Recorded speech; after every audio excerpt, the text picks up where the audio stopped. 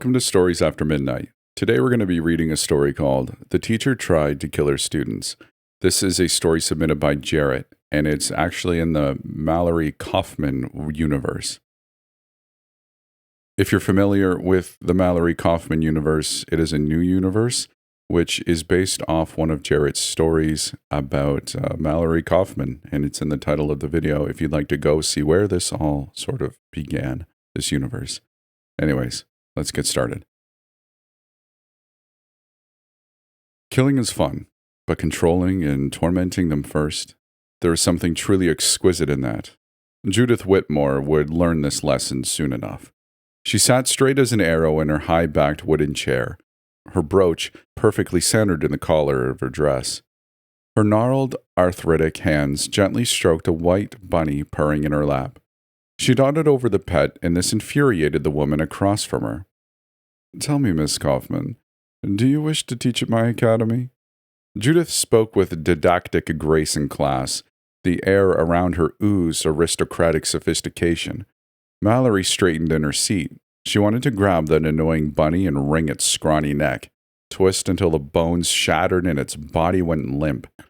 Instead, she threw a knee over the other and smiled at the old hag and the ridiculous creature. "If I may," she swallowed the saliva that had built in her mouth. "I was not raised in a rich household. In fact, dare I say I was brought up by slovenly creatures, a father and mother who did not care for me, did not love me, and did not teach or show me any of the graces you so eloquently bestowed upon the next generation of young women." She paused, her long-winded compliment, and stared in Judith's old eyes that gave nothing away. If she was moved, she wasn't showing it. Mallory pressed on. "So when I tell you that I taught myself how to present myself like a lady, I can look you in the eye and say that I'm proud of it because it makes me who I am and it allows me to be..." She paused, searching for the word. "More patient with others who may not grasp these concepts as quickly as I." She gave a reserved smile that curved the corners of her lips. Judith looked up at the ceiling and gently rocked her head back and forth, as if contemplating a difficult decision. The bunny hopped about on the desk. Mallory suppressed the urge to harm it. "I like you, Miss Kaufmann. It is a rather rare occurrence that I interview someone so young and unmarried. But in your case, I can tell you are well-meaning and, more importantly, well-mannered. Classes begin in a month. In that time, I expect you to become an expert in multiple fields under my direct supervision. You are gifted, no doubt, but still have much to learn. We will begin tomorrow before the sun rises. I expect you to be here looking shipshape." And with that, Mallory Kaufmann had just become a teacher, her laconic nature shed for a mind cast out of hell. The following month was an absolute chore. It felt like a return to the stifling home life she had escaped. Judith, the elderly headmistress who ran the etiquette school for young women, took an immediate liking to her.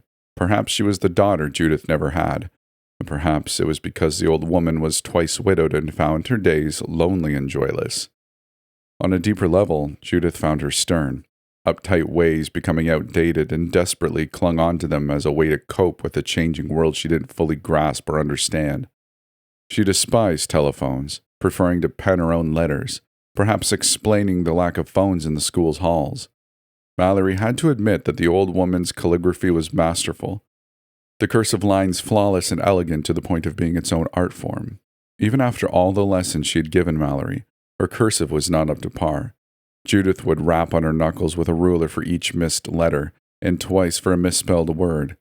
Each impact sent a jolt of fury through Mallory's brain, and she could only tighten the happy, smiling mask so far before she'd explode. How easy it would be to stand up and strangle the old hag. But she was paying Mallory, and this allowed her to live alone without the need for a husband. So red knuckles and a cramping hand were a small price to pay. Finally, the first day of classes arrived. Mallory looked resplendent in the white dress, spit-shined leather boots, and a wide-brimmed floral hat, the kind one would wear at a horse race. Watching the array of young girls straggle into the classroom, she barked a harsh, "Find your seats quickly. Do not keep me waiting." She was laying down the law, wanting to leave no other impression than that of a strict disciplinarian. She grabbed the ruler from the bottom of the chalk rail and smacked it against the hardwood of her desk. The sharp thwack echoed throughout the room, causing the girls to scamper like startled mice to one of the available seats. The class size was small, no more than a dozen girls aged 16 to 20. They all wore identical gray dresses, nothing too extravagant. They all fell into the range of thin. No doubt their opulent upbringing provided a healthy lifestyle, although some could have been bulimia poster girls. Mallory could tell from their faces that they loathed being here. They had been sent by their rich, meddlesome mothers to an etiquette school so they could find an equally rich boy and marry him. She had no sympathy for them. In fact, she could take out her resentment on these brats and she'd be praised for doing her job. She'd start now. I would say hello, but it's clear from your disorganized entrance that we need to work on that first. Everyone, stand up. Walk out the door you just came in and sit back down. The girls looked at Mallory uneasily, at each other, then back at Mallory. What did I just say? Mallory put a high-pitched cutting edge to her voice, and immediately they all shot up out of their desks and hurried back out into the hall. Now, try that again and act like women, not pigs in a pen. The line was quieter this time, more restrained. They walked with their heads down, immediately submissive to Mallory's authority. They all slid into their seats without a word. A pin could have dropped in the classroom and it would have sounded like a cannon. Much better. Now, allow me to introduce myself. My name is Miss Kaufmann. Mallory spelled it out in white chalk on the top margin of the chalkboard. I am your primary instructor. We will be going over basic etiquette in this class. Now, allow me to set some ground rules. You will not speak unless spoken to or asked a question, understood? The girls nodded. Good. And you will address me as ma'am or Miss Kaufmann, nothing else, understand? The girls replied in kind. Good. Now, since you all failed your first lesson, lean forward in your chairs, stretch your arms out in front of you, and grip the front edge of your desk with your fingers. She demonstrated on her own desk. The girls leaned forward, a bewildered look in their eyes, their hands elongated. Miss Kaufmann walked around the room, the heels of her leather boots clacking against the floor, and begun smacking the backs of the girls' hands with the ruler. The first girl cried out in shock and surprise, drawing her hand back. Did I tell you to move your hand? Miss Kaufmann shouted. The girl shook her head. Then assume the position. The girl did. Miss Kaufmann drew the ruler behind her shoulder and crashed it down on the girl's exposed knuckles. She continued mercilessly until they were purple and bruised. By the end of the punishment, the girls' eyes were puddled and the dam looked ready to burst. Miss Kaufmann continued around the room, inflicted the same punishment on each of them. Some whined, others whimpered, some cried, but the oldest one didn't. She sat upright, stoic, unflinching. Miss Kaufmann was surprised by this and leaned in close to her ear. What's your name? Constance, ma'am. Constance Johnson. The girl let out a breath, ruffling the curls of her blonde hair. Mallory hissed through clenched teeth. You ever upstage me again, I'll beat you. Understand? Constance nodded, a slight tremor rocking her shoulders. Good. Miss Kaufmann straightened and walked back to the front of the room. A cup rested on her desk and she took a sip from it. I hope you all understand my methods of teaching. Don't test me again. I can get much nastier if I so desire. It was not a threat, but rather a promise.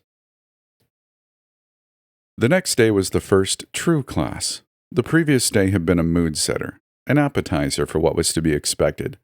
Now pens and paper sat neat and tidy on each girl's desk, and they strode in quickly and quietly and seated themselves with no fuss or drama, just as Miss Kaufmann liked it, or so the girls thought.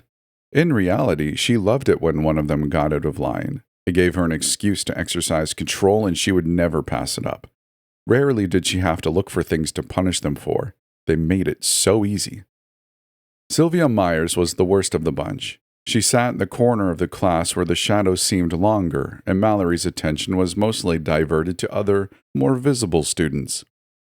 She kept her head down and she did her work to the best of her ability. Her parents had sent her to this academy so she could marry into a nice family, but her first day had been a rude awakening, perhaps because the teacher was so rude and strict. She had shed tears when her knuckles had gotten rapped, and Miss Kaufmann had laughed in her face, which only made her cry harder. Her own parents had never hit her before, which only made the impact all the more jarring. She sat in the back of the classroom, working on her penmanship. Miss Kaufmann had called it calligraphy, a fancy word for cursive, she guessed, and Sylvia was awful at it. Despite her best efforts, she was out of practice with her writing, and it showed. Her lines were cattywampus and shaky, her letters all askew, her words misspelled and sloppy. The now familiar clack of Miss Kaufmann's heeled boots sent a prickle of anxiety into the nape of Sylvia's neck. She felt a presence looming over her, judging her, and knew the wrath was coming. No longer was she flying under the radar. Instead, she was going to face the music.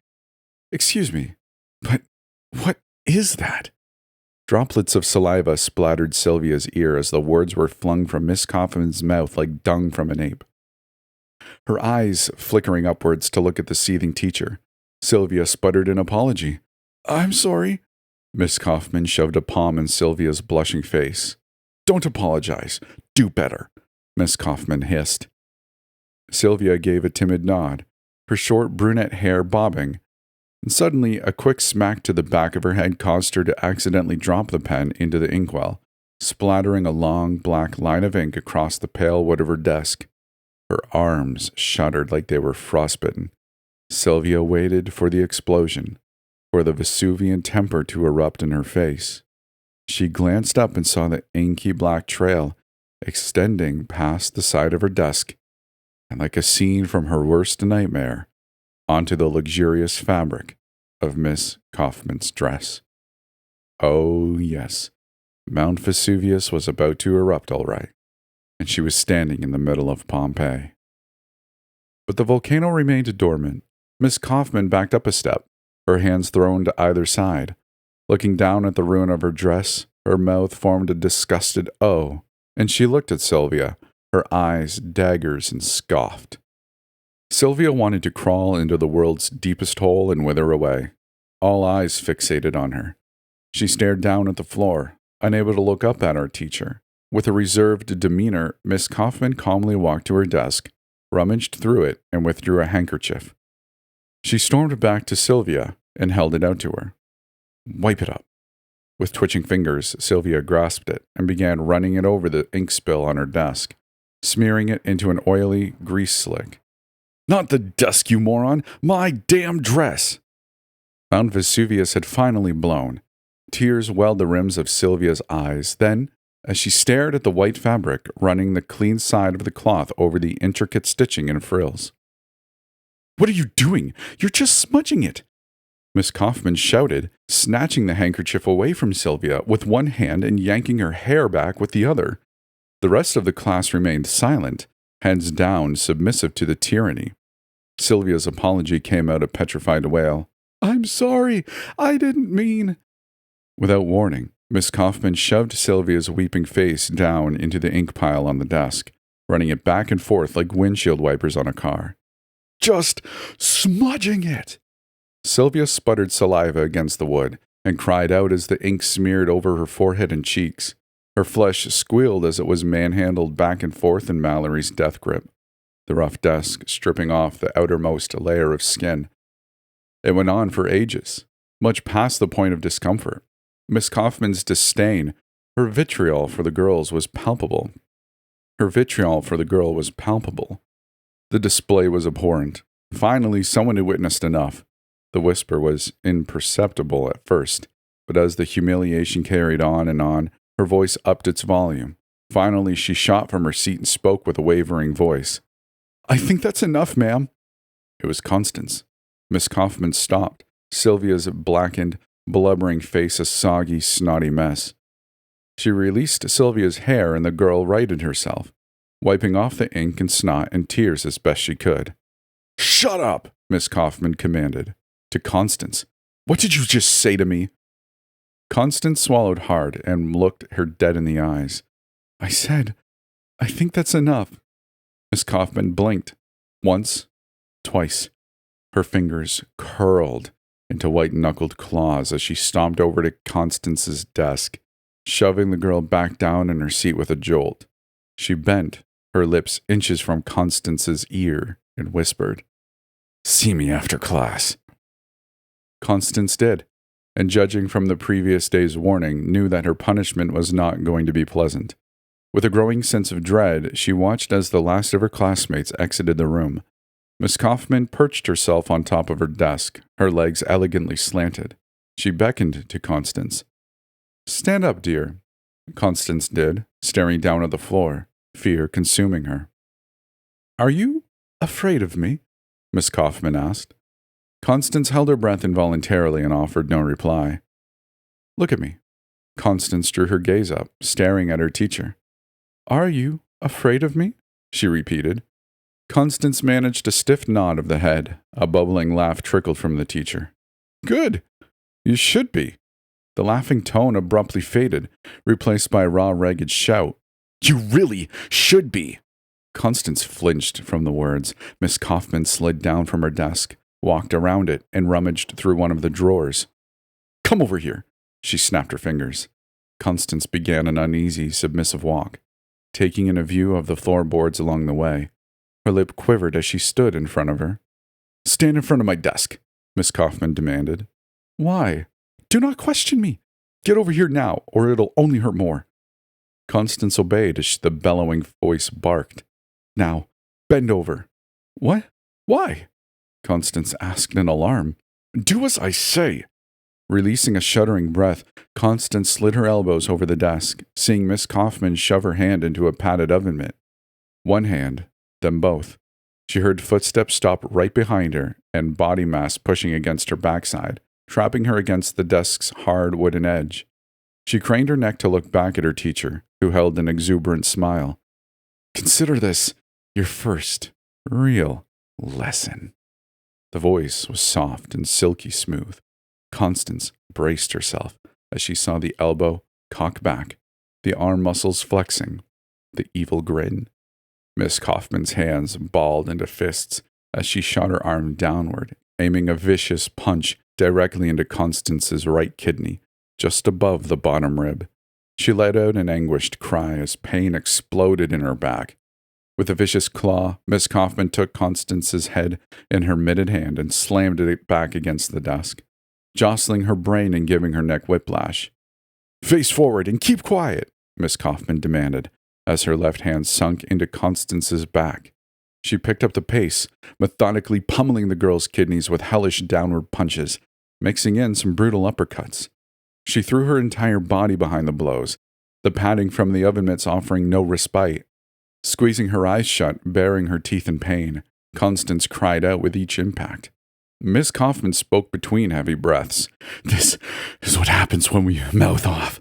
The strikes intensified, the volume only increasing. It had to end soon, right? Wrong. Minutes went by. Constance felt her knees turn to jelly, her body sagging against the desk to keep her upright. Her faltering grip clung to the wood corners to keep herself from collapsing. And still Miss Kaufmann kept it up. Constance felt a warm spot trickle from between her legs, soiling her dress and forming a puddle on the floor. Urine at first, but as it began to coagulate and thicken, she realized that it had morphed into blood. She was urinating blood. Her kidneys were screaming for it to end, her back so battered that she wished for unconsciousness. At least that would stop the pain. Her ears began to ring as her grip on the desk loosened. Vision blurred around the edges as reality slipped. She hoped, prayed, that it would be over soon. Finally it was. The agonizing rhythm that had consumed her ended. She had long since stopped bracing for the impacts, for her muscles were so weak and tortured that she didn't have enough control over them to flex. She felt Miss Kaufmann take a step back, the sudden lack of support causing her weight to shift to her legs. In a crashing heap, Constance crumbled to the floor, a weeping, wailing mess. Miss Kaufmann panted as she peeled off the sweaty oven mitts and tossed them onto her desk. "Remember this," she said, squatting down on her high heels and wiping sweat from her brow. "Next time you want to stand up to me, remember how you feel right now, lying on the floor like a dirty pig, because that's all you are, a dirty little pig. And when you sit down to pee later tonight and it's all blood, remember what you did to deserve it. And oh, I almost forgot. You can run to Headmistress Whitmore, but I use the mitts so your back won't be bruised or marked. You say something and she'll think you're a liar. Remember, it's your word against mine. Miss Kaufmann paused, then spat tersely. Now get the hell out of my classroom. Constance attempted to crawl, but it was unbearable. She had never imagined anything could hurt as bad as her back did right now. Never in her wildest dreams. Each inhale of breath felt like someone stabbing a glass shard into her lower back. She flashed back to the time her father passed a kidney stone, remembering how awful his screams were to hear, and figured that this must come close to what he felt. She gritted her teeth to stifle another outburst, but an uncontrolled yelp tore loose from her. The dreaded footsteps approached. Constance looked up through vision blurred with tears. What did I say? You're not deaf? Get out! A snap and a point to the door. I can't. Can't what? Can't walk? I don't care. Crawl. Constance tried, but even straightening her arm was excruciating. I can't. Crawl. Constance tried, but screamed as a blaze of agony flared in her back. She screeched as Miss Kaufmann angrily gripped her wrist with both hands and yanked, dragging Constance against the hardwood floor.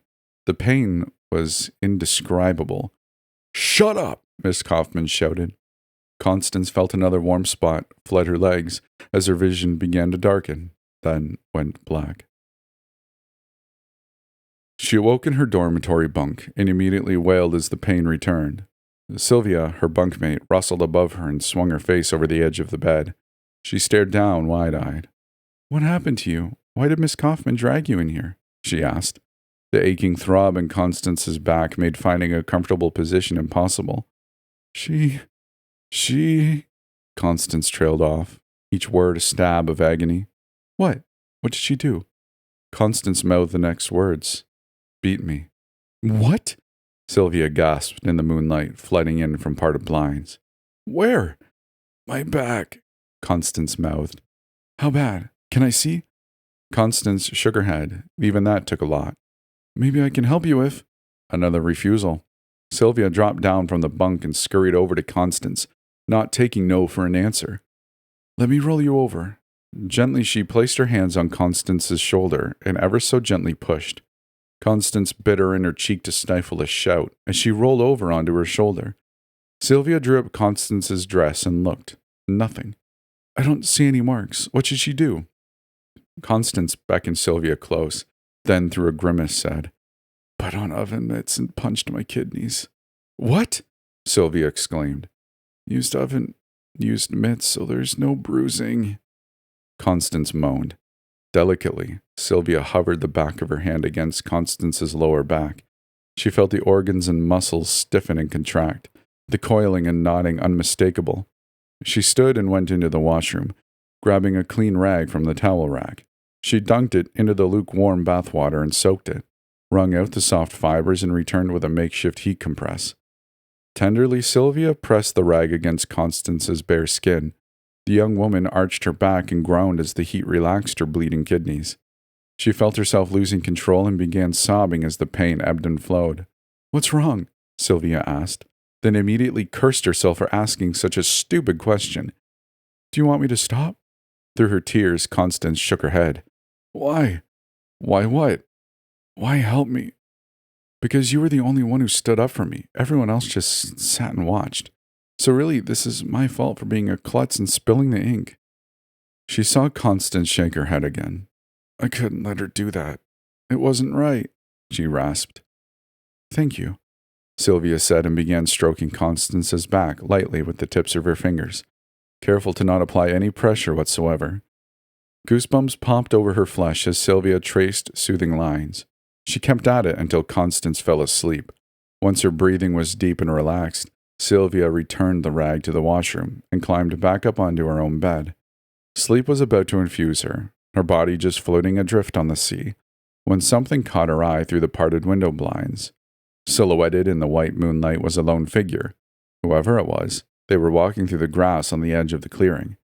The school sat in the middle of a clearing on the outskirts of town, the surrounding area rural and remote with thick tree cover and foliage.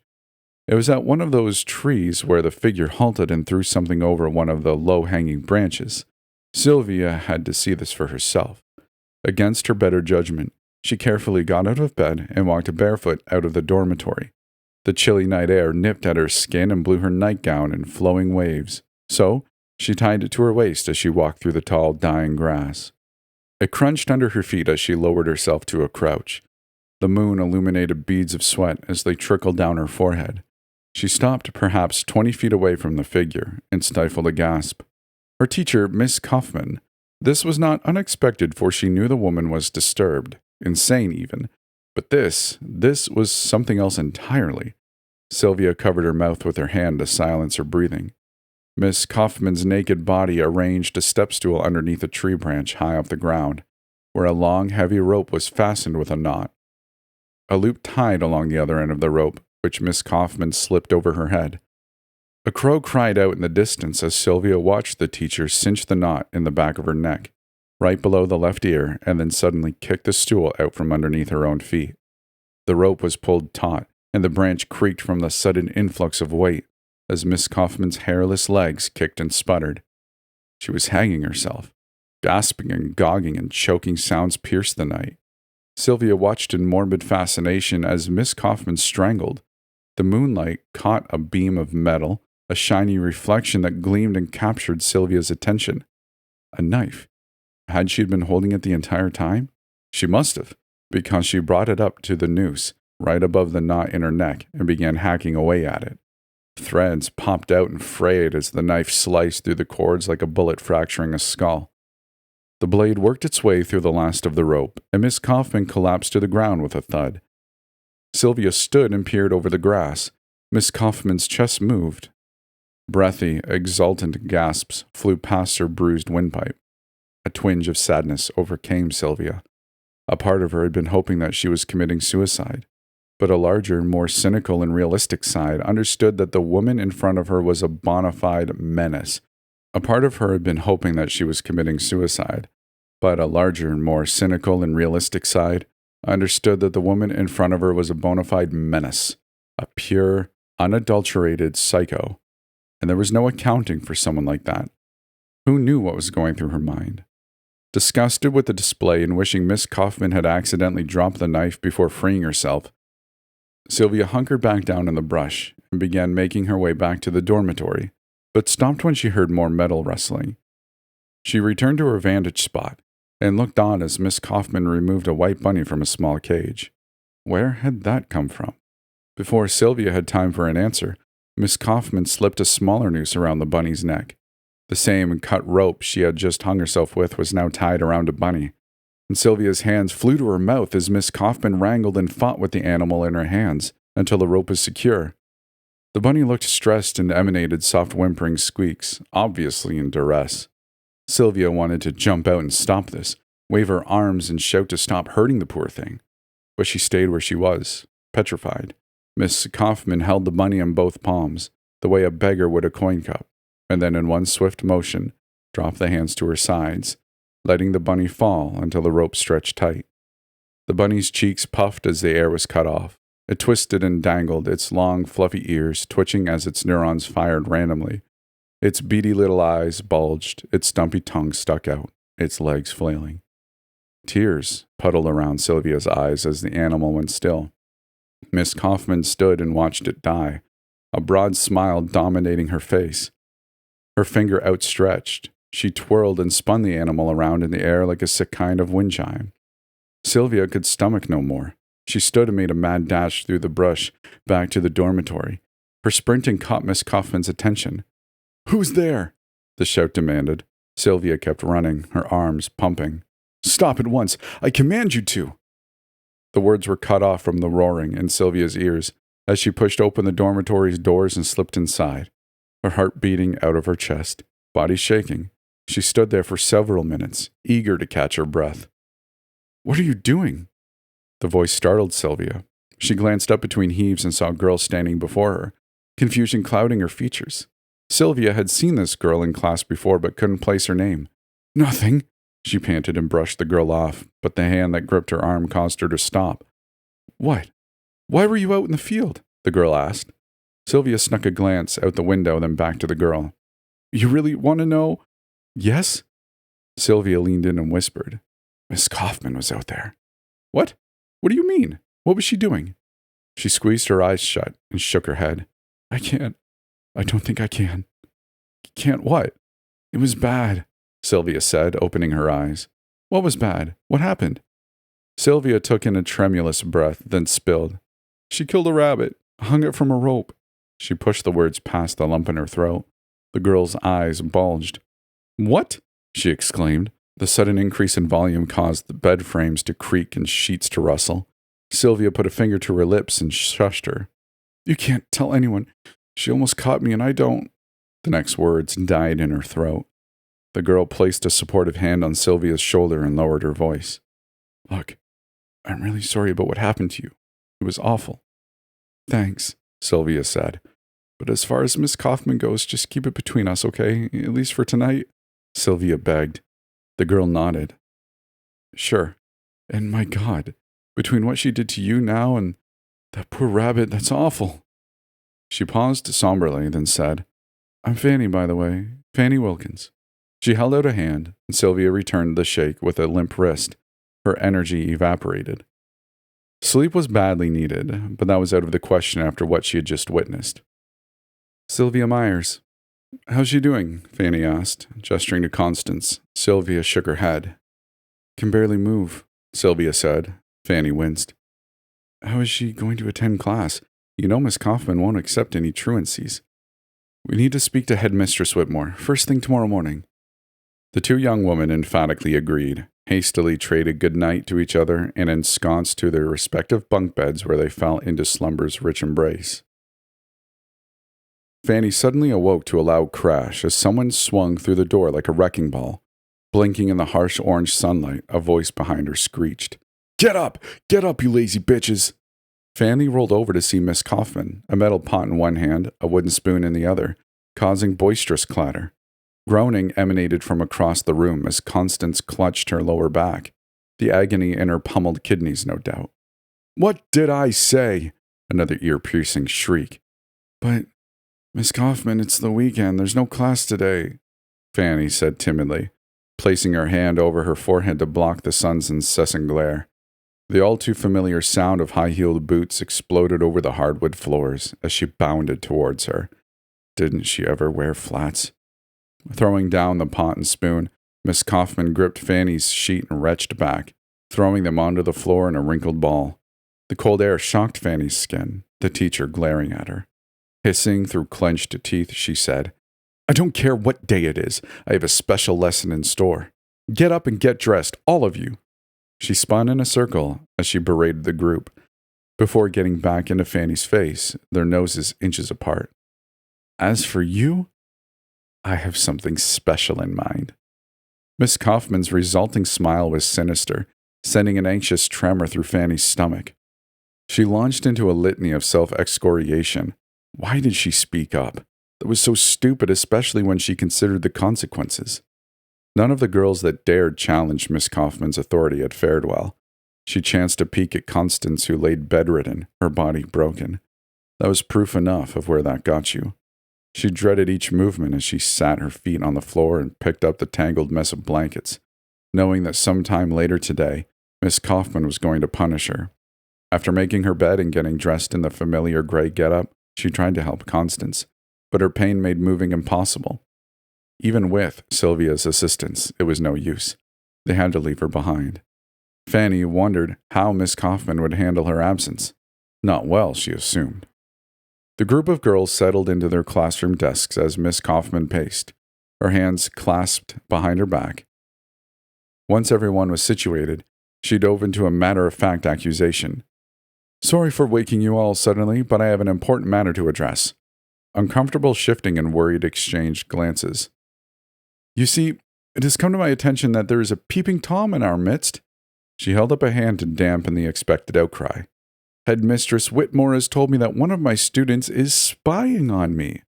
Miss Kaufmann scanned the room, her face a hardened scowl.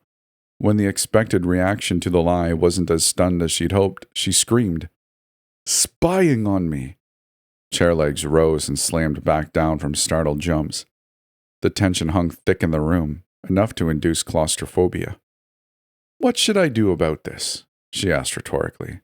What do you think I should do, Pursing her lips into a thin, disappointed line, she navigated the aisles of desks, her intimidating presence looming over the visibly retreating girls. Perhaps I could impose a class-wide punishment. Maybe some more reddened knuckles? A chorus of shaking heads made her smile thinly. No? Well, how about a story then? Confused expressions stared back. Yes, I think a story might serve you well. When I was a girl about your age, my mother would tolerate no bad behavior. In fact, if she saw how you pigs acted, she'd drop dead, I'm sure. But anyway, when I acted out, you know what she did? Another chorus of headshakes accompanied by blushed cheeks. They knew this wasn't going to end well for them. My mother would make me lay over her lap and she'd give me a good old-fashioned spanking. Miss Kaufmann acted out the motion in the air. Oh, it didn't hurt much at first. No, just mildly annoying, a tad uncomfortable, but eventually your skin reddens and then becomes purple and blisters. You can forget about sitting. Bleeding was commonplace. Wincing and disgusted looks among the girls. No doubt their opulent upbringings had spared them from such a fate. So, unless whoever spied on me last night speaks up, you're all going to experience the wrath of my mother. Or one of you can be honest and speak up. One of you gets punished, or all of you get punished. The choice is yours. A cheerful smile, gasping from the desks, shouts of what, and you can't be serious. Oh, yes, I'm deadly serious. We'll be here all day. Hours and hours and hours. You all have a penance to pay if no one tells me the truth. Miss Kaufmann rummaged through her desk, and out emerged a large wooden paddle with holes drilled through it. She held it up and spun it around, the light reflecting off the polished surface. Does anyone have something they'd like to confess? She asked. In the back corner of the room, Sylvia squirmed relentlessly, yet Fanny more so. She was already going to get punished regardless, and she figured that it might be better to lie and get it over with than suffer with the weight of trepidation, take the fall for everyone. Besides, she didn't want Sylvia to have to undergo another humiliating punishment. She stood up. I do, Miss Kaufmann. Fanny's voice wavered. Her teacher looked at her. You spied on me last night? She asked, drumming her sharp nails on the paddle. Yes, ma'am. The words felt like sandpaper against Fanny's throat. Thank you for your honesty. Now come over here. She snapped her fingers and pointed to the desk. With wobbly heels, Fanny strode to the front of the room, her classmates' eyes boring into her back.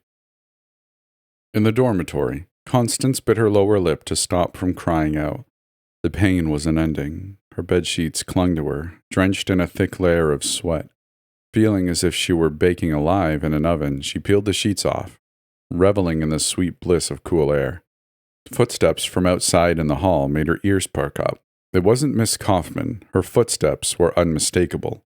No, it was someone else. Another student, perhaps. Maybe, but she didn't think so. She had to chance it, had to try something to put an end to this torture. Help!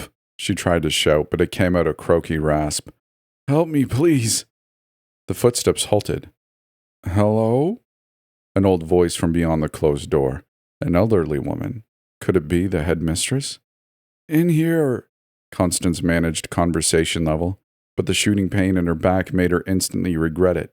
A faint rapping on the door. Who's there? The voice asked. Constance. The door creaked open. Judith Whitmore stood in the threshold. Oh, my heavens! What happened to you, dear? The concern was immediate, motherly. Judith walked over and crouched down near the side of the bed. Tears flooded Constance's eyes, the emotion raw and ragged. Judith reached out a wrinkled hand and soothed the girl's forehead. It's okay, she cooed. Tell me, what happened? Are you sick? Do you need a doctor? Constance nodded. You're sick? Constance shook her head. No, a doctor. Please, I was beaten. The old woman's eyes did the closest thing to a bug-out that Constance had ever seen. What? Beaten? By who? What animal would dare to? Miss Kaufmann. Mallory, your teacher. Judith retreated slightly as Constance nodded and grimaced. She could see the distrust, the disbelief spread through Judith's eyes. Yes, she bent me over her desk and beat my back. Beat your back? Outrageous! The repulsed shout boomed off the walls, quickly replaced by consternation. "Let me see you, dear." Like she had the previous night, Constance painfully rolled over to her side, where she felt her nightgown lifted to expose her lower back. Even with her back to her, she could see a frown from over Judith's face. "I'm sorry, I don't see any marks or bruises." "That's because she used oven mitts." "Oven mitts?" "Yes." She rolled back and glanced up at Judith. "Big oven mitts. She said it wouldn't leave a mark, but that every time I went up to go pee and pee blood, that I'd remembered what I did to deserve it." "You know what I think?"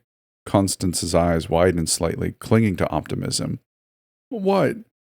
Constance's tone was almost gleeful. She couldn't wait to see what the headmistress would do to the abusive wench. "I think you're a good liar." She folded her arms sternly. "I think you've cooked this whole thing up to get out of that special lesson Mallory had planned for you."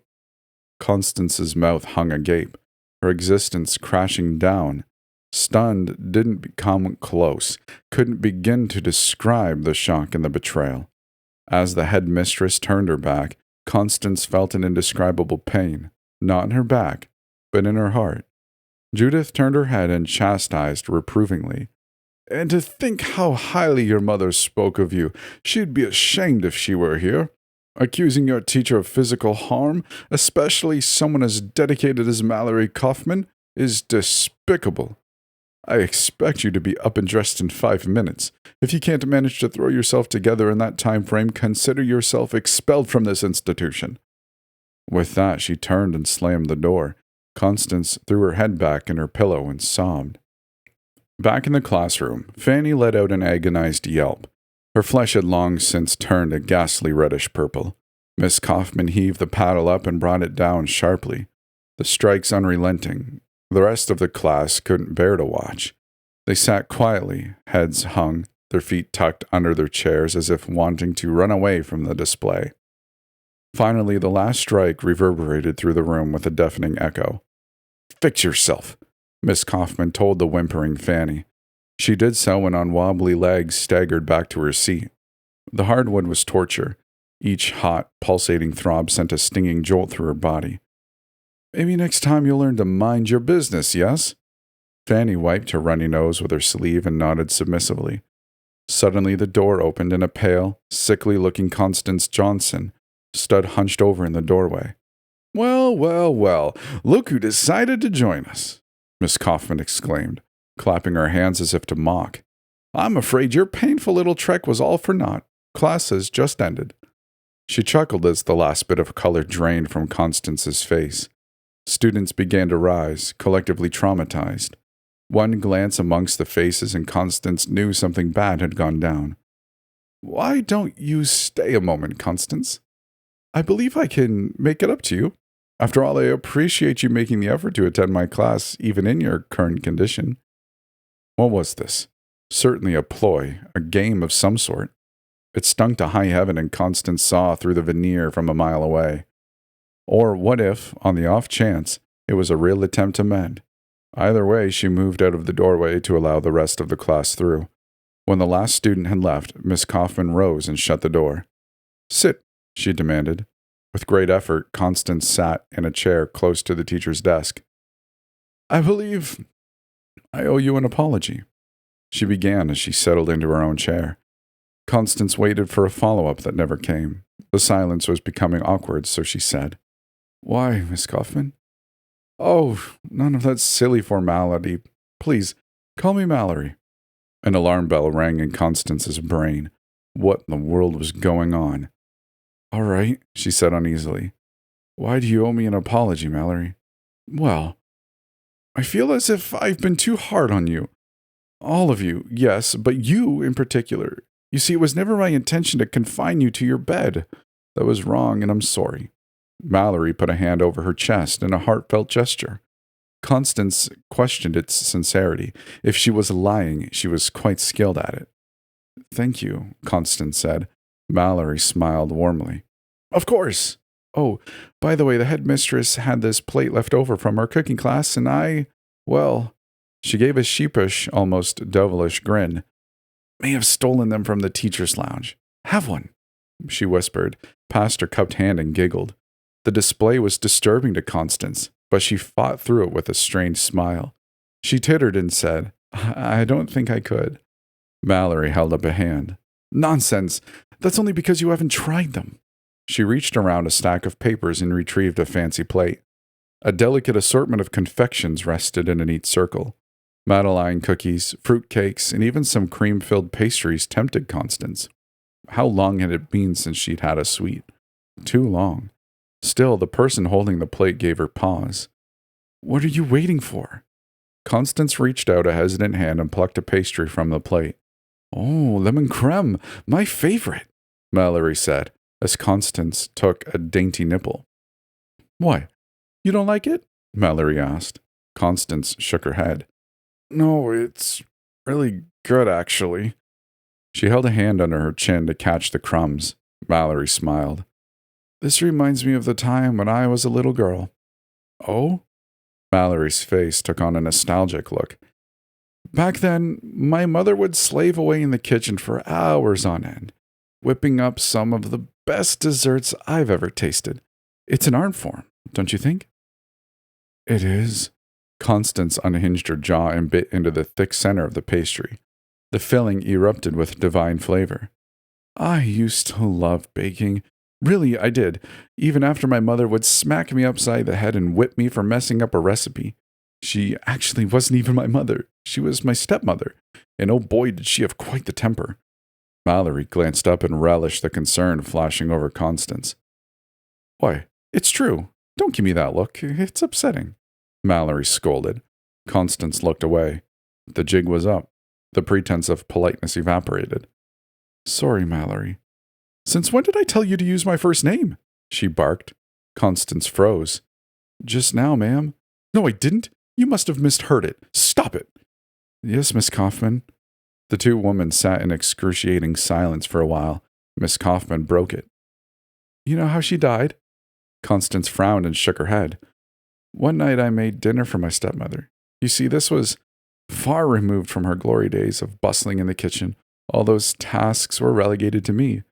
So I whipped up a hearty stew, real chunky, meat, potatoes, the whole thing. But I added a little extra flavor. She smirked. Constance flinched back.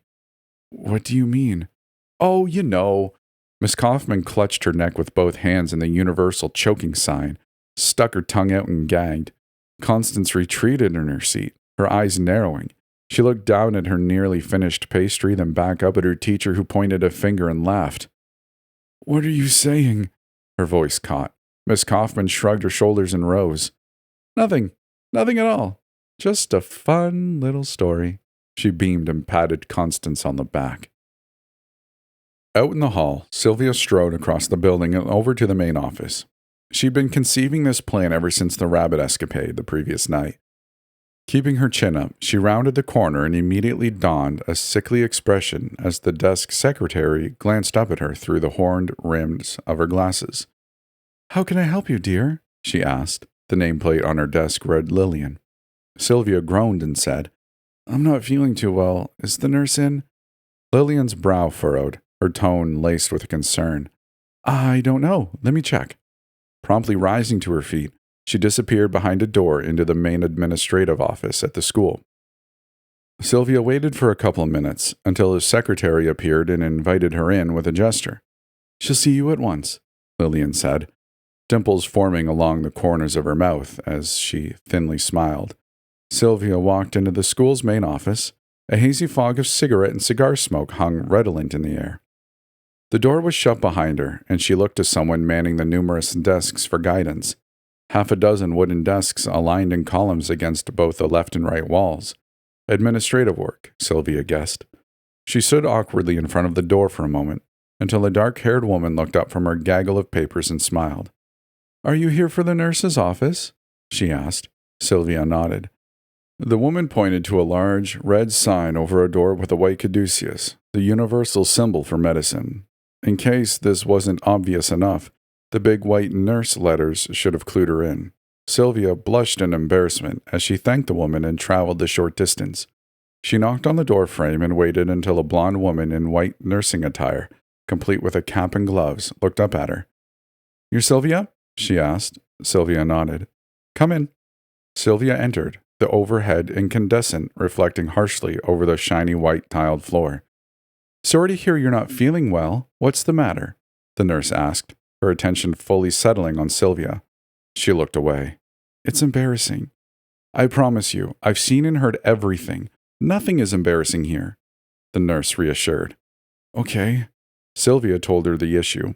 The nurse asked her some standard questions about the condition, how long she'd been experiencing symptoms, and after getting a solid overview of Sylvia's problem, reached into a medicine cabinet behind her and handed over a small glass vial of clear liquid, with instructions on how to administer and in how large a quantity. Sylvia took the vial and thanked the nurse before exiting the office. She hurried back to the dormitory and told Fanny of her plan. Even through her pain-stricken body, Fanny agreed to partake in it and told Sylvia that it was genius. In a separate building just off the main school, Judith sat in the teacher's lounge and sipped a cup of warm, amber-colored tea. The door swung open and Mallory strolled in, looking as dandy as ever in a navy blue dress. They exchanged a mundane greeting as Mallory shut the door behind her. She went to the teapot resting on the stove and poured herself a large helping of the liquid, before alighting onto the leather couch next to the headmistress. Despite her best efforts, the upholstery creaked loudly. Judith gave Mallory a perturbed look, then went back to her tea. "Something on your mind?" Mallory asked, knowing the response she'd hear. Judith nodded. "Besides the fact that you need to enroll in this school as a student?" "Yes. It's about my snowball." Mallory almost spit out her tea from laughing. "What? Who's that?" Judith's expression was unamused, but Mallory kept up her peeling cackle. "It's not a laughing matter. It's my pet rabbit. You've seen him hopping about, yes?" "Snowball." Mallory shook her head as she downed her tea with a hearty gulp. "Why give the poor rabbit such a dreadful name?" She felt a cold hand press down on her thigh and squeeze. "He's missing," Judith whispered. "I haven't seen him the entire day." Mallory shrugged coldly. "So?" "I miss him terribly. Have you seen him anywhere?" The old woman's gaze bore intensely into her. Mallory relished the concern. "No," she said, placing her hand over Judith's. "But I'll keep a lookout, no matter how silly his name is." "Thank you," Judith said, paused, then slid her hand back. "There's another matter I need to address with you." "What's that?" "Constance Johnson." Mallory raised her chin, lifting her eyebrows knowingly. "It's funny, I was about to tell you the same thing." "Oh? And why is that?" "She packed her bags and told me she was leaving us, leaving our entire school. I offered to call a coach for her, but she refused and told me she'd rather die than take anything from me." Dull acceptance flooded Judith's aged features. "That's not surprising. The girl was full of hostility. You couldn't get her to do anything. In fact, I interacted with her just this morning and caught her in a lie." "A lie?" "Yes, and I was going to confront you about it, but when I realized she was indeed lying to get me to reprimand you, I was going to let it drop. Then I realized I'd better warn you." "Warn me?" Mallory already knew the bombshell Judith was going to drop, but Miss Kaufmann, her innocent teaching alter ego, wouldn't. "She had concocted this story that you had slipped on oven mitts and—" Judith broke off. "And what?" "Bent her over a desk and beat her." The last several words came out a breathy sigh. Mallory allowed a mask of shock to flood her face. "Beat her?" Mallory's voice was infused with righteous indignation, drawing out the words with an appropriate display of vehement disapproval. "I would never!" Yet in her mind, she smiled to herself, remembering the warning she had given Constance while she laid in a puddle of misery on the classroom floor. The evening sun faded to darkness, and Sylvia kept an eye staring out the dormitory window. She wasn't planning on sleeping tonight, but with no one knowing where Constance was, she suspected something bad might happen out in that clearing. Maybe it was just a hunch, but what if it wasn't? Either way, she wanted to find out, so she waited, twiddling her hair between her fingers to pass the time. The cacophony of snoring girls frayed Sylvia's nerves. Becoming impatient, she got out of bed and paced the room, waiting. Finally, a flicker of movement from outside caught her eye. The sheer horror of the sight made Sylvia want to scream. Miss Kaufmann, once again fully naked, dragging the limp corpse of Constance behind her. The dead girl's eyes bore into Sylvia's soul as she was pulled along the grass. Her hand flew to her mouth to stifle a scream, too afraid to go outside like last time, her face a teary mess. She sprinted back into bed and threw the covers over herself. Still feeling exposed, she flung the sheets up and over her head, laying in a dark, protective cocoon. Quiet, hitching sobs broke from the lump in her throat as her body trembled. She could never go through with her plan now. What would happen to her? Wait, what would happen to her if she didn't? Fanny was too gung-ho for her to not hold up her end of the bargain. Then a thought struck her. She burst out of bed and shouted at the top of her lungs, throwing her arms above her head and waving them like a maniac. "Wake up! Everyone, wake up!" Sylvia screamed. The other girls bounded out of bed, many shrieking from fright themselves. After fending off the complaints and incessant questioning, Sylvia's accusation got a sizable group to look out the window. There! Now the entire class would see that Miss Kaufmann was a murderer. Burying a body out there in the dark, what else would they think? Yet the murmurs that filtered back to Sylvia were not ones of terror, revulsion, or fear. Rather, they were ones of annoyance, confusion, and belittlement. "Yeah, okay, Sylvie. Are you seeing things?" Sylvia pushed to the front of the group and saw, to her dismay, an empty field. "No, she was right there, I swear." Sylvia's hands flew to her head. "There's nothing out there." "I'm going back to bed." The group dispersed, annoyed for the disruption. Sylvia collapsed back into her bed, the energy sucked out of her. After the rest of the girls fell back into a light dozing, Fanny approached a bleary-eyed and very defeated Sylvia and sat next to her on the bed, placing a supportive hand on her back. "I believe you," she said. "Are we still going through with the plan tomorrow?" Sylvia shrugged. "What's the use?" The whisper was faint and gloomy. "We'll all just end up like Constance." She broke down, sobbing in her hands. Fanny cradled her and held her quaking body. "I'm the reason she's dead." No, you're not." Fanny purred with motherly inflection. After several minutes, Sylvia sat back up and hugged her friend. "Thank you. It felt good to let it out." "So, are we still going to do this?" Fanny asked. Determination fixed in Sylvia's eyes, cold, angry, and dark as dirt from the bottom of a grave. "Absolutely. She is going to pay." The class shuffled in as usual. Miss Kaufmann stood in the center, her lips sealed over the brim of her teacup, drinking greedily. She placed the half-empty cup down on the edge of her desk and began the all-too-familiar task of barking out commands. The last two stragglers came in, Fanny, then Sylvia. She hoped they'd both learn their lessons well. A bunch of no-good troublemakers like those two. The best thing was strict punishment. She watched as Fanny stumbled awkwardly and fell to the ground, clutching her ankle. "I think it's broken," she wailed. Miss Kaufmann was unimpressed with the display, but went over to check on the whiny brat anyways. Squatting down next to the blubbering girl, she inspected the foot and determined it to be, if anything, mildly sprained. "Go to the nurse's office and they'll give you ice. And don't be long. I'm expecting you back." Fanny seemed to be peering over Miss Kaufmann's shoulder, then said, "I can't get up. Can you help me?" Miss Kaufmann rose and shook her head sternly. "No, ask a classmate." With that, she turned and bumped into Sylvia. "What are you doing out of your seat?" she accosted. The girl frowned. "Fixing my stocking. It had a run in them." "Fix it on your own time." She watched as Sylvia found her seat, then took a long swig of her tea. It tasted so good. Judith was a whiz at making the stuff.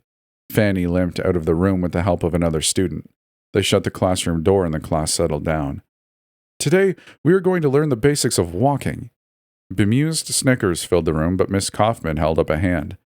"Don't think you know how. You may know how to put one foot in front of the other, but I've seen so many slumped shoulders and curved spines that you might as well be the hunchback of Notre Dame." "Where's Constance?" a girl asked. Miss Kaufmann closed her eyes, then opened them slowly, letting out an agonizingly long breath. "Interrupt me again, and see what happens." That shut her up. "As I was saying," she paused and finished the cup of tea. "None of you walk gracefully. Soon enough you'll go from place to place like true, proper ladies. Now, all of you stand up and form a line." They did so. A sudden pang shot through Miss Kaufmann's stomach. The gurgle was loud and intense, so she placed a palm over it to quell the rumble. Letting the discomfort go, she turned and picked up a bundle of hardcover books, handing one to each of the girls. The confused looks on their faces told her that she should explain the drill further. Place the book on your head and walk from one side of the room to the other. She gave a sweeping gesture. The first girl looked unsure but did as she was told. It immediately fell to the floor with a heavy thud. Anger lit up Miss Kaufmann. Her hands flew to the wide leather belt she had buckled over her dress. She hated belts and found them uncomfortable, but had only worn it for one singular purpose, and it wasn't to be fashionable. She unclasped the heavy brass buckle. The strap fell down from her waist and onto the floor, and whipped it towards the back of the girl's knee. The impact cracked and must have stung fiercely, because the girl immediately stood on one leg and grabbed at the other. The short yelp of pain made the other girls blanch. The first girl hopped around like she was a participant in a potato sack race. She grimaced, the pain registering in spades. Maybe next time she'd try harder. A deeper grimace fell over Miss Kaufmann's face, as her stomach once again rumbled, this time accompanied by a modicum of pain. Turning her head away from the group to mask it, she breathed in and out to alleviate the ache. It succeeded, but only temporarily. As the lesson wore on, and with more whippings being carried out, the pain morphed into a distinctly uncomfortable pressure in her bowels. She placed her belt down on her desk and bit down hard on her lower lip, feeling beads of sweat pop out all over her body. That was it. She had to go to the bathroom. Excuse me, she addressed the class in a rushed, breathy voice. I'll be right back. Fast walking to the exit room, she saw a blur of motion to her right stop and her block her path. Sylvia Myers pressed her back against the door, a scared look on her face. Out of my way! The normal enraged outburst was replaced with a high-pitched, desperate plea. Before Miss Kaufmann could push past, she doubled over, both hands plastered to her stomach. Sylvia's short reply was a nervous, No.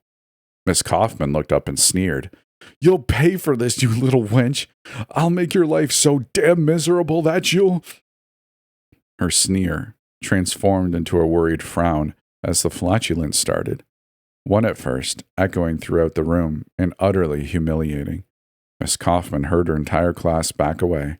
Some pointed, some laughed out loud. She felt her cheeks flush. Sylvia's demeanor shifted from scared to jubilant. Trying desperately to regain control over her situation, Miss Kaufmann shouted, yelled, made threats, all for naught. The dozen or so girls all plugged their noses in jest as more embarrassing sounds broke through in rapid-fire succession. Sylvia watched the worry turn to sheer panic on the woman's mortified face. Oh my God, Miss Kaufmann muttered under her breath, as the largest buildup of pressure yet released in one loud explosion. She felt a moistening warmth spread between her legs and a horrendous smell flood the air. The students drew closer as hysteria overwhelmed her. She had to get out of here. She couldn't allow herself to do this in front of her students. She'd never take her seriously again.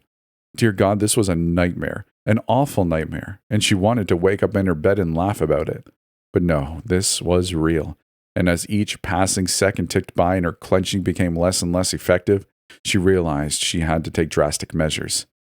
Move, please.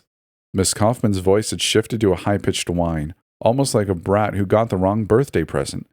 Feeling her eyes shamefully moistened, she shoved past the crowd of girls, unlatched the wide rectangular window, and pushed it open as far as the hinges would allow. Her hands flew to the hemline of her dress and yanked upwards, exposing her garter. Do you need help? A familiar voice cut through the laughter. It was mocking, full of levity. She made the mistake of whirling around, amplifying the pressure to unbearable levels. Another round of flatulence. Sylvia had walked from the door to the front of the classroom, her arms crossed defiantly. The teacher shouted back, Shut up! But it held no conviction. Bunching her ruffled dress up around her waist, she degenerately hung her backside out of the window and did her business. Wet plops sounded as the foul excrement splattered against asphalt. The girls laughed hysterically, hands on knees, teary-eyed laughter, endless ridicule. Ew, Miss Kaufmann, you're disgusting, a dirty little pig. Yeah, that's what she is, a pig. The entire group, led on by Sylvia, pressed their thumbs into their noses, flaring them like snouts, and oinked.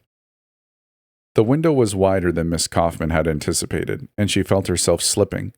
Letting out a short, petrified cry, she dug her fingernails into the windowsill, kicking her feet in a desperate attempt to balance herself. She pleaded with the girls. "Help me! Please, I'm slipping!" Her body was slowly edging further and further out of the window. The only thing saving her from tumbling down to the ground was the poofy ball of her dress. "What?" Sylvia intoned. "Now why would I do that?" "Please," Miss Kaufmann begged. "Well, I really would, but I can't pass up a chance to ruin another one of your dresses." Sylvia slid her hand on Miss Kaufmann's face and shoved hard. The force was just enough for her fingers to slip off the sill. She stumbled backward, the outside air chilling her exposed skin. A wail of terror flew skywards as she plopped down back first in her own brown waste pile. Miss Kaufmann let out a short yelp, nothing more, at least at first. Her filth-coated eyes blinked rapidly as her hands slowly rose to the side of her head, her fingers arching into clawed talons, mouth contorting into a visage of revulsion. She whimpered, her bottom lip trembling. She looked around, and, as the smell hit her nose, she let loose a violent, rib-stretching gag. Once, twice. Then vomit burst forth and dribbled down her chest, ruining what little remained of her dress. The sounds of giggling, mocking girls filtered down to Miss Kaufmann's ears. She looked up, hate searing her retinas, and screamed, "You're all dead!" It was so loud that birds fluttered upwards from their perches. More laughing. They were unfazed by her outburst. Upon this realization, Miss Kaufmann defleeted, threw her hair back down in her own muck, and expelled a torrent of racking sobs. They wouldn't be laughing for long.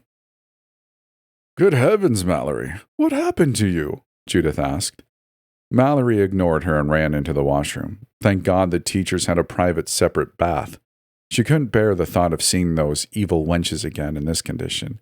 In a fit of rage, she slammed the door shut, locked it, and began the disgusting process of throwing off her soiled clothing.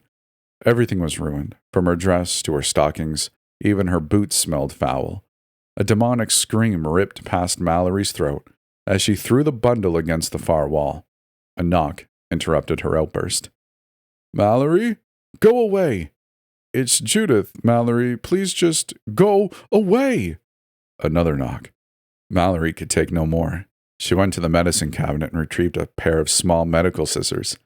Not surprising, them being here, for they were quite useful in cutting wrapped bandages. Now they would cut something else.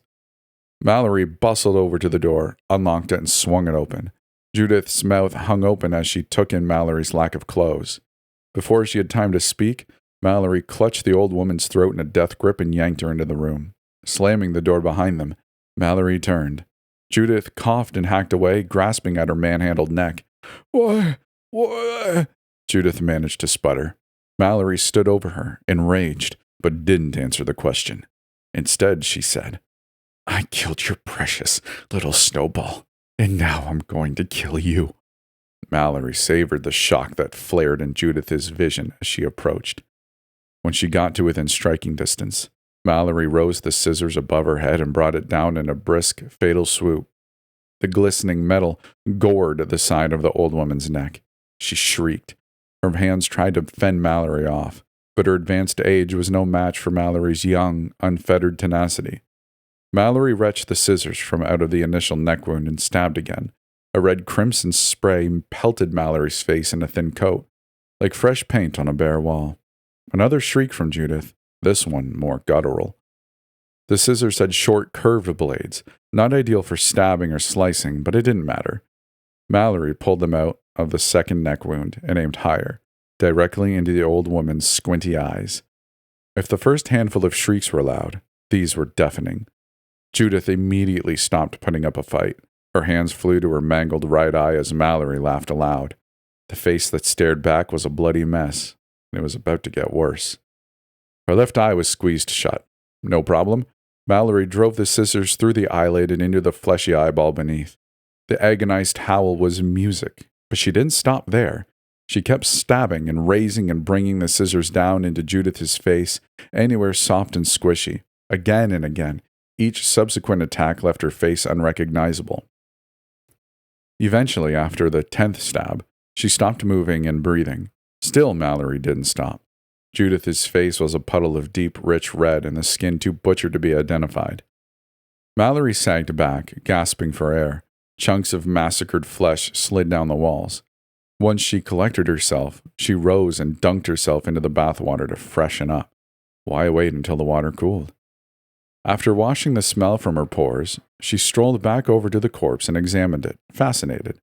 Without thinking, she got down on her hands and knees and began lapping up the blood like a dog from a water bowl. Sylvia paced the bedroom, full of frenetic energy. "We need to leave." Nightfall was mere moments away, and she wanted to escape by the cover of darkness. The group of girls adamantly agreed, though concerns were raised about how best to find a town, or at least something resembling a safety net. Sylvia wished they had a map or a compass, anything to orient their escape. Well, they'd have to make do without either. Outside, basking in the cool air, Miss Kaufmann stood, ready to enact her revenge for the day's tribulations. A bundle of rolled-up newspapers in her right hand, a lit match in the other. She pushed a few desks in front of the entrance to the girls' dormitory. It was the only door in or out. No side entrances to be found. Perfect. A delicious grin spread across her lips as she touched the match to the paper. Flames licked up the bundle and she waved the paper, fanning them in the brisk breeze. The heat was intense, singeing the skin-tone hair on her arm and face. Satisfied that the paper was now a mini inferno, she chucked it at the building. The wood immediately caught. Fire began spreading along the side and crawled up the roof. All with the girls still inside. This was their final lesson, and, in a way, the only one that would stick with them, because soon they'd be immolated to ashes, and Mallory would dance on them. Fanny's nose flared as she smelled the smoke. The scent was subtle, not something she'd noticed right away, if not for the fact that the door wouldn't budge. Then the distinct sound of cracking, of wood burning, then smoke drifted in through a gap in the wood. "Oh no!" Fanny cried. She ran back to the group still in the bedroom. "The door's locked!" "What?" Sylvia asked fervently. "There's a fire! I think Miss Kaufmann said it." Some of the girls looked hesitant, but when they peeked around the door and saw a plume of smoke filling the hall, they began panicking. "What do we do?" they asked collectively. Sylvia opened the window she'd stared out so many nights, seen so many horrors out of. "Climb out of here," she commanded. The girls all slipped through one by one, Sylvia being the last to go. By the time she made her way out, the flames had enveloped the hall and were closing in on the dormitory bedrooms. She looked around, gathering her bearings. She'd been the only one in the group to travel out here, so she had to lead the way. They crept through the tall brush. Sylvia had never ventured out this far before. They were nearly to the tree line of the forest. Stealing a glance back, they saw flames devouring the entire main building of the school. A scream from the left caused Sylvia's head to whirl. She bounded towards the school. What she found was stomach-turning. One of the girls, not one she knew by name, leg ensnared in a bear trap, the sharp teeth gouging into her flesh. White shards of bone lay scattered all around her. The break, jagged and nasty. Sylvia held back a surge of vomit with her hand, scanning the area around her. She saw the entire field covered with bear traps, one every 20 or so feet. If you weren't staring at the ground, you'd miss it. The tall grass obscured them so well. How long had this taken to set up, and by who? That was an easy question to answer. It would be only one person, Miss Kaufmann. Was this what she'd been doing all those nights when Sylvia wasn't looking? She turned and saw more traps lining the ground of the forest beyond. Not just bear traps, pits with sharp sticks jutting from the ground, meant to impale someone who stepped over it. But what she saw past the tree line was much worse. The outline of a pale, very bloody, very dead face. The face of Constance. A pain-stricken scream caused Sylvia to snap out of it. She bent over and tried to release the trap. It wouldn't budge. A gore in her face made her queasy, but she kept the stomach acid where it belonged. The girl's eyes began losing focus, and her body slumped back, the eyelids dropping to half-mast. She was dead. "I'm surprised you girls found your way out." "I didn't make you out as smart." The shout caused Sylvia to rise. She scanned the tree line. Nothing. Then she saw it. A naked Mallory Kaufmann perched up in a tree, a piece of meaty flesh dangling from her lips. Sylvia's eyes shot back down to Constance, where a large chunk of flesh was missing from her face. She was a cannibal. Did she come back here every night and feast? Sylvia watched the teacher slurp up the flesh into her mouth like spaghetti. Bloody droplets spilled from her lips and plopped on the ground like raindrops. The group of girls screamed and dispersed like rodents. Sylvia stood frozen, mesmerized by the animal in front of her. Mallory crawled down from the tree and charged at Sylvia on all fours like a bear. Her face was insane, her eyes wide, her mouth bloody and open, ready to bite. She bared her teeth at Sylvia, who turned and bolted. She stared down at the ground, careful to avoid any of the traps laid out on the ground. Zigzagging back and forth, she felt the animal closing in on her. She had to pick up her pace. Her foot hit a patch of loose dirt and she tumbled to the ground, face first. Head bouncing, she cried out as she felt something crawl on her back. Claws ripped into her dress, enwretched back, tearing the fabric off her back. Sylvia felt hot fingernails rake her flesh as lines of blood beaded down her back. "So, you think you can make me lay at my own crap, do you?" The voice snarled. An iron-clad grip flipped Sylvia around. Face to face with Miss Kaufmann, she opened her mouth to scream, but a hand sealed her lips. "For once in your life, you're going to be quiet." Sylvia saw the other hand rise up and fall down, grasping her windpipe between her thumb and fingers. Sylvia's breath was cut off as pressure slammed in her airway. Gasping and struggling to breathe, her hands flew to the hand choking her and tried to pry them free. Miss Kaufmann was too strong. Her vision began to darken along the edges, the spots growing wider and wider until she was looking through the end of a tunnel. So this was it, the last thing you would ever see. Her psycho teacher was going to strangle her to death, and she could do nothing but watch. "Get off of her, you bitch!" Sylvia heard a howl of indignant rage pierce the air, then the beautiful release of pressure. She coughed and gagged, sucking in wind. A metal clang, the closing of a contraption. It took a moment for her vision to clear. She stared in bewilderment. Fanny stood over Miss Kaufmann, holding one of the bear traps that was now wrapped around Miss Kaufmann's head. The sharp metal teeth sunk deep into her face. Blood oozed from each puncture wound as the teacher's hands flew to the trap, her eyes wide. From the front of her head to the back of her skull, only dull gray metal. She tried to pry the trap free, tried to yank off her metal crown, but it was no use. She stood on wobbly legs, took a few steps, attempted to mouth something unintelligible, then collapsed to the ground, and remained still. Sylvia let out a cry, more relief than fear. "Oh my God, are you all right?" Fanny asked, clasping Sylvia's hand and pulling her to her feet. "Is she really?" Sylvia's voice trailed. "Really dead?" Fanny went over and kicked the body. It didn't stir. "Yes, she is. Good. Finally." All of the chaos, in a few days' time, finally over. "I want to get out of here." Sylvia's hands shook horribly, the shock firing through her nervous system. The two friends huddled together and walked with the rest of the group to the teacher's living quarters, the only structure left intact from the raging inferno. Several of them agreed to walk to the nearest town to alert the police. Sylvia and Fanny collapsed in the foyer, pressing their backs up against the wall. They heard surprised shouting from the other room. A girl bolted out saying they had found the headmistress slain in cold blood. Sylvia waved a dismissive hand. It was a remarkable display of insouciance, but considering what they had just been through, perhaps not so much. "Thank you," Sylvia shuddered. "No, thank you." "For what?" "I don't know. Doing the right thing, maybe?" The two girls sat in silence for a moment. Fanny broke it. "What are you going to do now?" she asked. Sylvia shrugged, exhausted. "Heading home, I guess." "Me too." "Will your mother like that?" "Will your mother like the fact that you were almost murdered by your teacher?"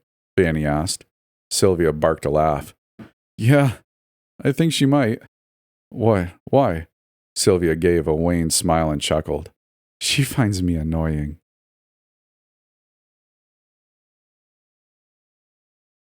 And that's the end of this story. I really hope you enjoyed it. What a wild ride, to say the least. My gosh. Yeah, let me know what you thought about this story in the comments below. Maybe like the video and subscribe if you like this kind of stuff and want to hear more. If you're on YouTube, that is. If you're anywhere else, I don't know what your options are. But hey, I appreciate you sitting through this one. I hope you enjoyed it.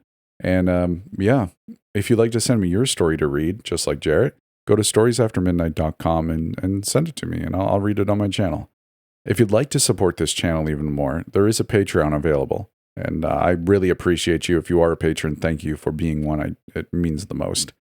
And I think the last thing to say is, hey, if you'd like to come hang out with us and chat with us, join our Discord. It's small, relatively speaking, and it's a lot of fun. It won't take up too much of your time. So with all that said, thank you for listening. I hope you enjoyed yourself, and I hope I'll see you in the next one.